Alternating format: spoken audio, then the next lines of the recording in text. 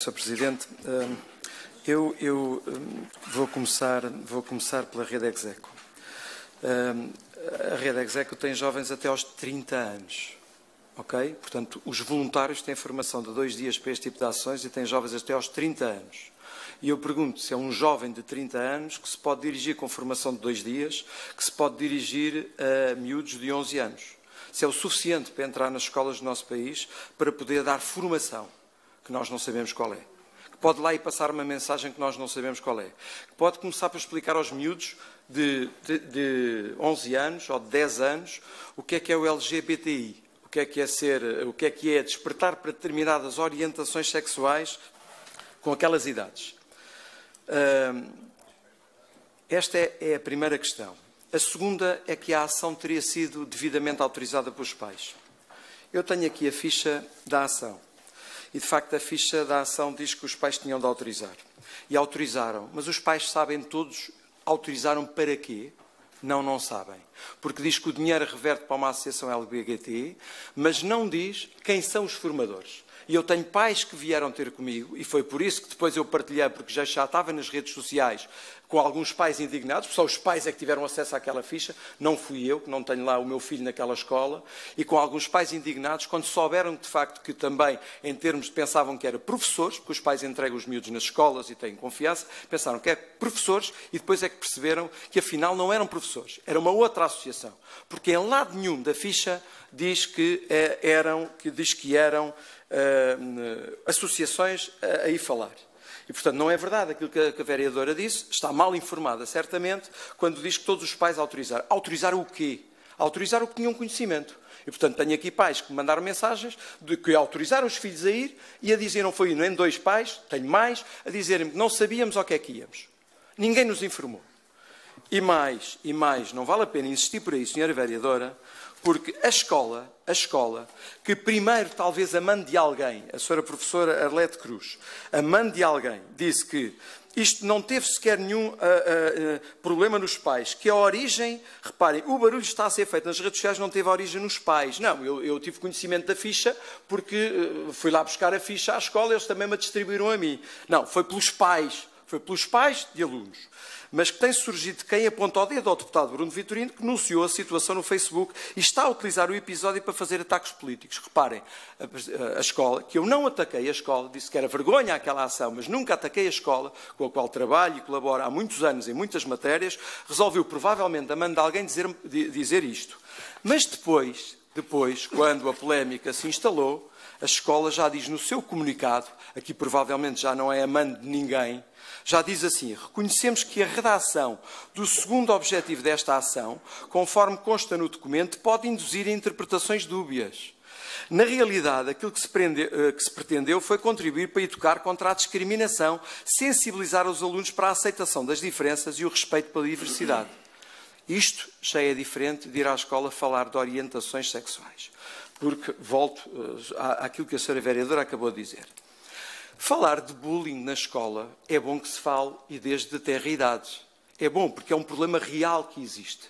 Não sei se recordam, há bem pouco tempo, no Brasil, foi a semana passada, tem meia dúzia de dias, um jovem que tinha sofrido bullying na escola resolveu lá voltar armado e matou não sei quantos colegas.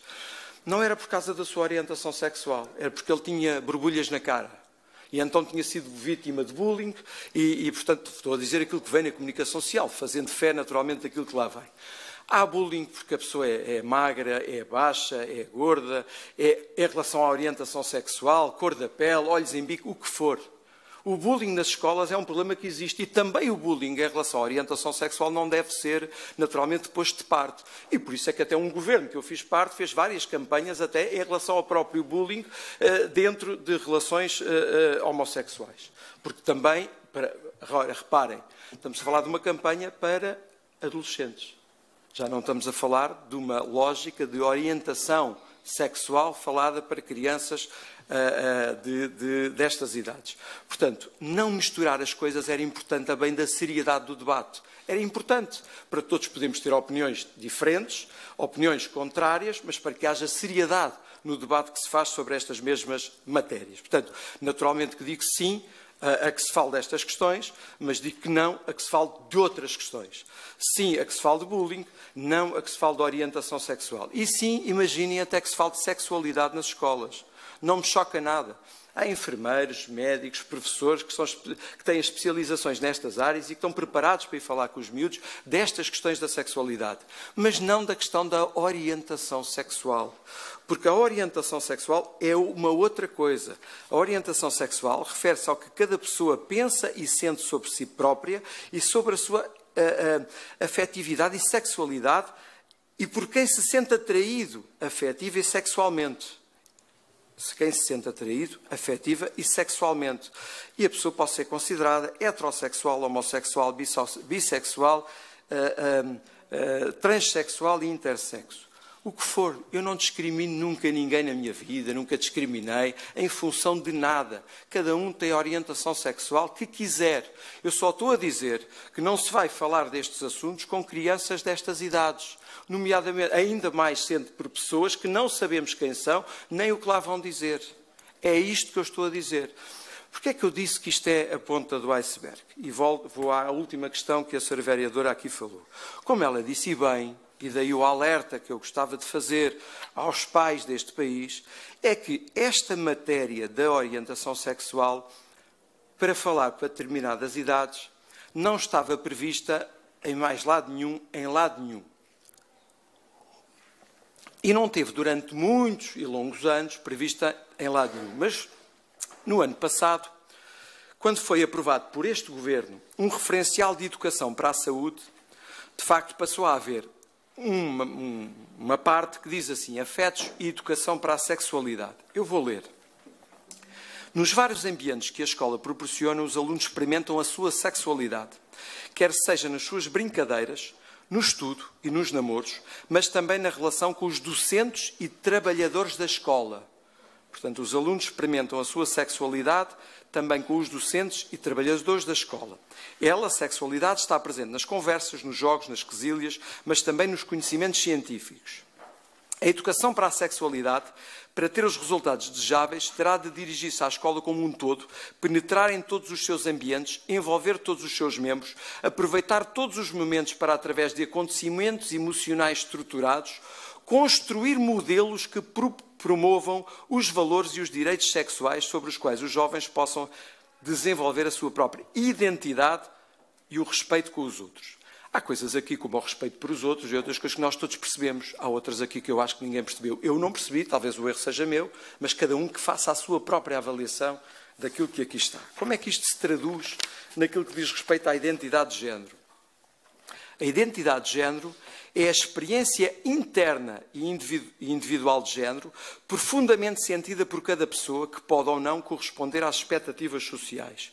Portanto, há uma expectativa social que diz que os meninos são meninos, que as meninas são meninas, mas nem sempre isto corresponde, o que até é verdade, nem sempre isto corresponde à verdade. E, portanto, nós, ao nível da descrição que fazemos aqui, dizemos assim, nós não somos meninos nem meninas, nós somos pessoas únicas, com um corpo sexuado, uma mente própria e por aí fora. Ou seja, a tradução disto, em algumas escolas, tem sido dizer a meninos de 6 ou 7 anos, dizer, atenção, a sociedade diz que tu és um menino.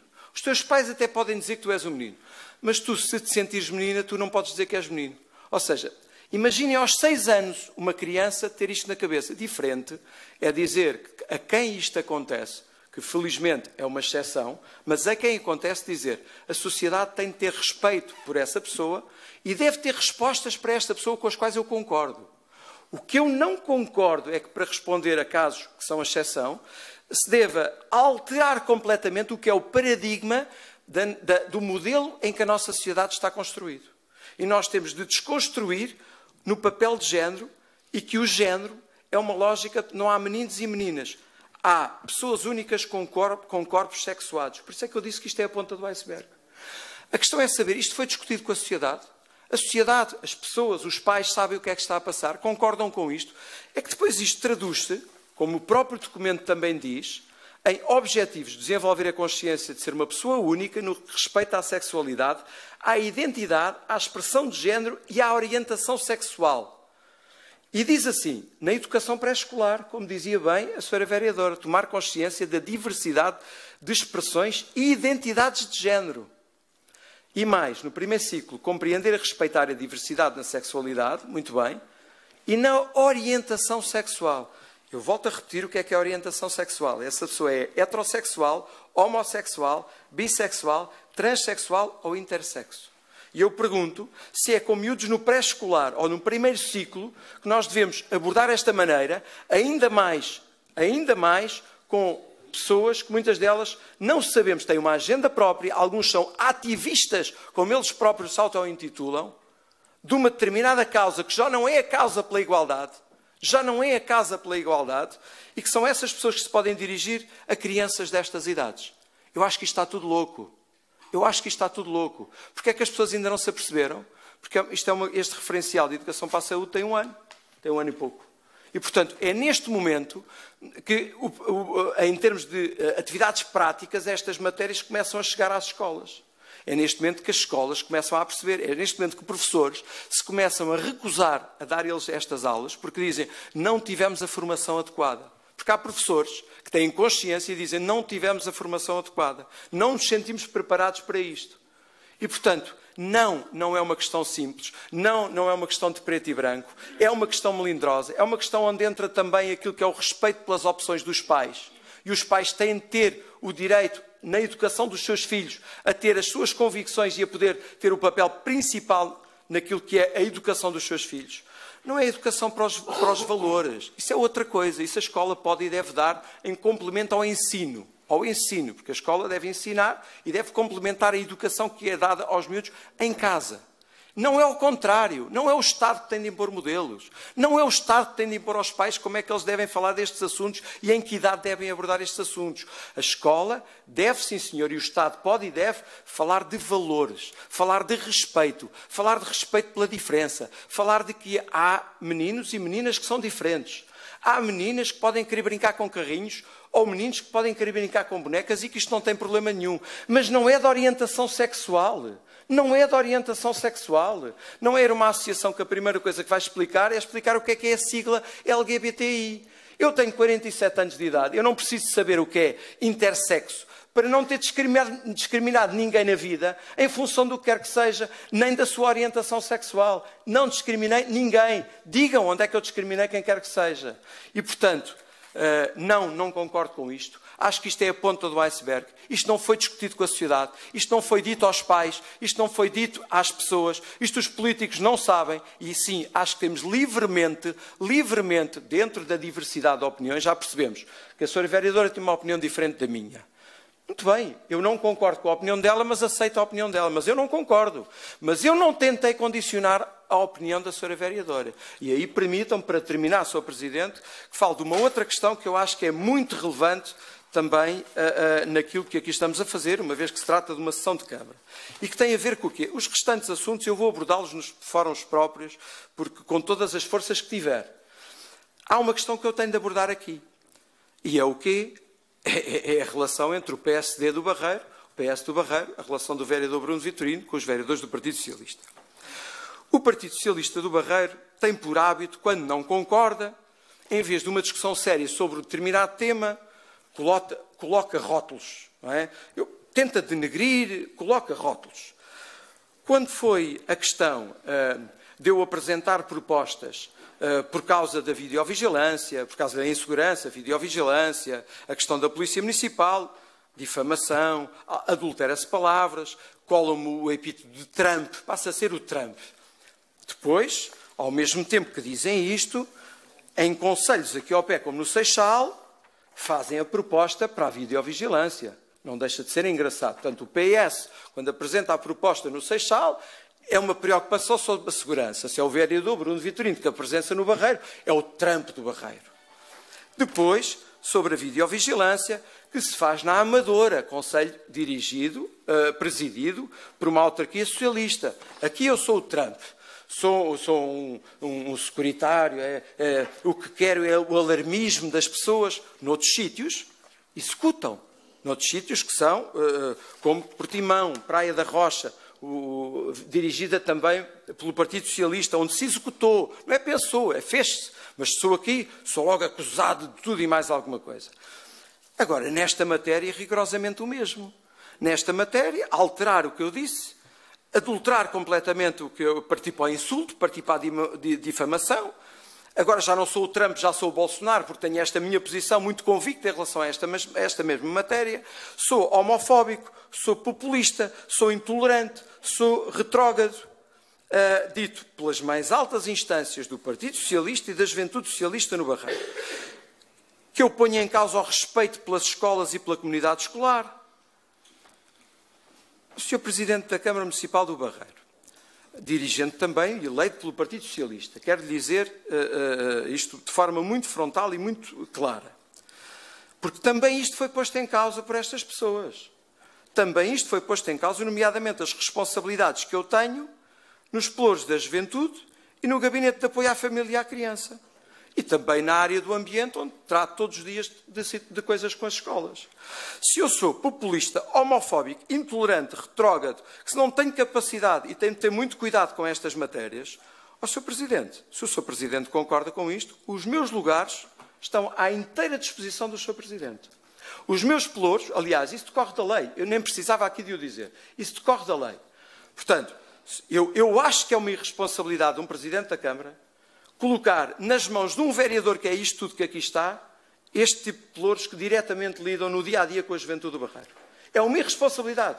Se o Sr. Presidente acha que eu sou isto tudo que aqui está, o Sr. Presidente tem, não é só o dever, não é só o direito, é o dever e a obrigação de me retirar os pelouros.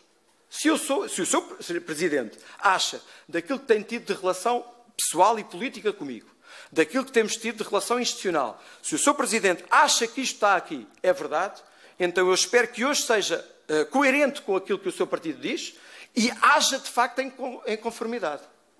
Quem não se sente não é filho de boa gente. Eu não posso ter o Partido Socialista do Barreiro, pelos seus mais altos dirigentes, a dizerem estas coisas todas e até a porem em causa os pelouros que eu tenho na Câmara. E, portanto, Sr. Presidente, fica a aguardar uma resposta sua em relação a esta mesma matéria. Se o outro assunto é um assunto que eu acho que cada um poderá ter a sua, em consciência a sua opinião, e era o que mais faltava, era delito de opinião em Portugal e censura outra vez nos tempos da PIDE em Portugal, onde nós não podemos dizer a nossa opinião sem sermos atacados, ofendidos, sem sermos ameaçados, era o que mais faltava. Não tenho medo de PIDES, não tenho medo da nova PIDE, e, portanto, não vou calar naquilo que é a minha convicção em relação a esta matéria, mas esta matéria eu aceitarei, como aceito a opinião da Sra. Vereadora Sara, não concordando minimamente com ela. Nesta matéria, eu acho que o Sr. Presidente hoje tem de deixar bem claro de que lado é que está. Muito obrigado.